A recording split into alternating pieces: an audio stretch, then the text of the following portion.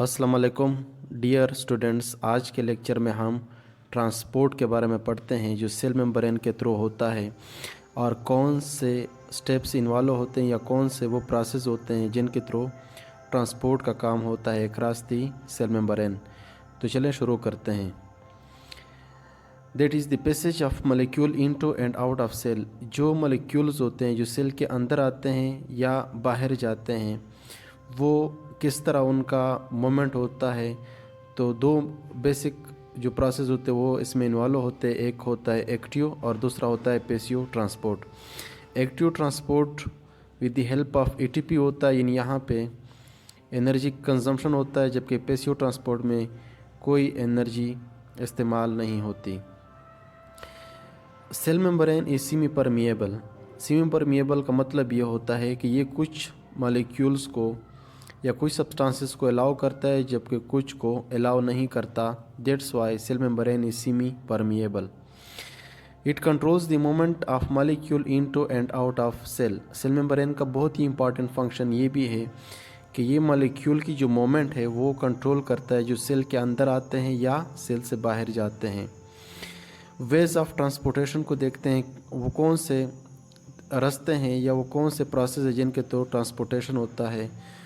तो following veg हैं जिनके थ्रू ट्रांसपोर्टेशन होता है, उसमें डिफ्यूजन शामिल है, दूसरा फैसिलिटेटेड डिफ्यूजन है, osmosis, filtration, active transport, endocytosis और एक्सोसाइटोसिस। तो स्टार्ट लेते हैं डिफ्यूजन से। डिफ्यूजन क्या है? It is the movement of substance from the region of higher concentration to the region of lower concentration. तो जहाँ पे सब्सटेंसेस की कंसंट्रेशन हाई होती है वहाँ से ये ऑटोमेटिकली लो कंसंट्रेशन की तरफ जाते हैं। तो ऐसे मोमेंट को हम डिफ्यूजन कहते हैं। इस प्रोसेस के दौरान यानी डिफ्यूजन के दौरान cell membrane does not spend energy, यानी जब डिफ्यूजन का प्रोसेस होता है तो उस दौरान सेल मेम्ब्रेन कोई एनर्जी इस्तेमाल नहीं करता। That's Y diffusion is a type of passive transport. तो इसलिए डिफ्यूजन को हम पैसिव ट्रांसपोर्ट कह सकते हैं। मॉलिक्यूल टू बी डिफ्यूज्ड, वो कौन से मॉलिक्यूल हैं जो कि डिफ्यूज़ हो सकते हैं? इनमें वाटर शामिल हैं, कार्बन डाइऑक्साइड, ऑक्सीजन और दूसरे सिंपल मॉलिक्यूल।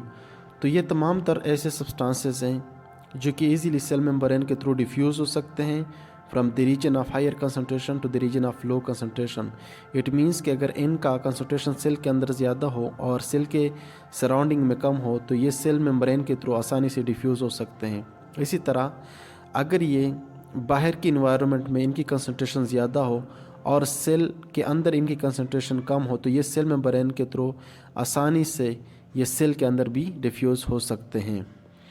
यहाँ पे डायग्राम में हम देख सकते हैं सेल मेम्ब्रेन के थ्रू कि जहाँ पे मॉलिक्यूल का कंसंट्रेशन हाई है वहाँ पे ये आसानी से डिफ्यूजन के थ्रू लो कंसंट्रेशन की तरफ जा सकते हैं और यहाँ पे कोई एनर्जी का इस्तेमाल नहीं होता, इसलिए हम इसको पैसिव ट्रांसपोर्ट कहते हैं।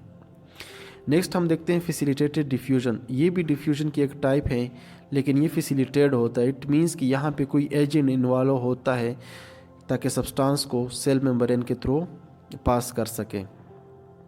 अब सम मॉलिक्यूल्स, कुछ मॉलिक्यूल्स ऐसे होते हैं विच कैन नॉट डिफ्यूज़, जो कि डिफ्यूज़ नहीं हो सकते। इनमें जो रीज़न शामिल हैं कि वो आसानी से डिफ्यूज़ नहीं हो सकते, वो उन मॉलिक्यूल का साइज़ हो सकता है और उन मॉलिक्यूल का चार्ज हो सकता है। इनके ट्रांसपोर्टेशन के लिए स्पेशल प्रोटीन मौजूद होते हैं सेल मेम्ब्रेन के अंदर जिसको हम कहते हैं परमिएजेस। तो इन परमिएजेस प्रोटीन का काम होता है कि वो इन मॉलिक्यूल को हायर कंसंट्रेशन से लोअर कंसंट्रेशन की तरफ ट्रांसफ़र कर सकते हैं।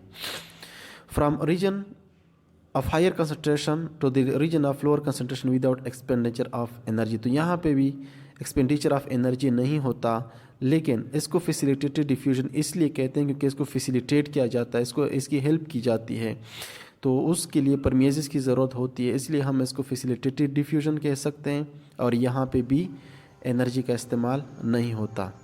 That's why this process is called facilitated diffusion and is a type of passive transport. तो इसी वजह से इसको हम फैसिलिटेटेड डिफ्यूजन कह सकते हैं और ये भी पैसिव ट्रांसपोर्ट की एक किस्म है। Thanks for watching.